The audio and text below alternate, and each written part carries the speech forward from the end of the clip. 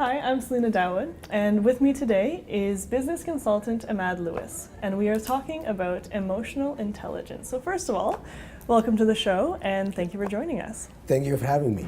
So emotional intelligence, maybe people don't really know what that is or why it's important for entrepreneurs. So could you just explain what emotional intelligence actually means? Sure. So emotional intelligence is understanding your own emotions and that of others. So that's a very brief definition. So if I can understand what's making me angry, what's making me frustrated, probably I'll be able to understand if someone else as well is angry. Now, how this relates to entrepreneur is concerned with people who are starting new ventures in their life.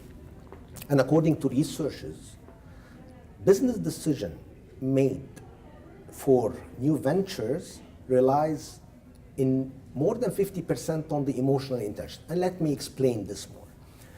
If I am hiring a new, for instance, constructor to do my house, and he's someone starting a new company, he has no resume per se, he has no past experience, so he cannot show me, yes, I did this house and did that house. If I choose this person, the research says that more than 50% is emotional intelligence. I trusted the guy, I liked him, there are some commonalities between us. This is why I decided to give him this business. So this is why emotional intelligence is a big piece of any entrepreneur who are starting a new venture. So this is obviously something that people are going to want to work on and improve. So what kind of steps can people take and what progress can they make? First is self-awareness. We always advise people to observe themselves, especially when it comes to any negative or what we call a destructive attitude.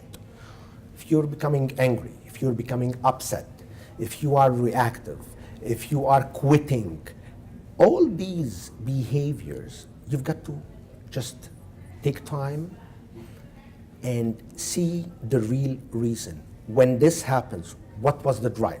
So it always starts by self-awareness. Other very basic techniques, we always ask people to look at three main segments of one's attitude. Number one is, how do you share ideas?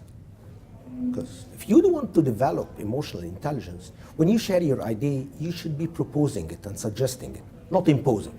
Because otherwise, people will get, I don't want to say offended, but okay, if this is what you want to do, just do it.